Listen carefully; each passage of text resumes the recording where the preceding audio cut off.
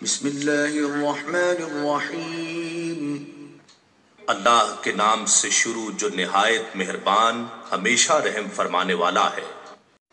یا ایہا الذین آمنوا اجتنبوا کثیرا من الظن ان بعض الظن اثم ولا تجسسوا ولا یغتب بعضکم بعضا أيحب أحدكم أن يأكل لحم أخيه ميتا فكرهتموه واتقوا الله إن الله تواب رحيم۔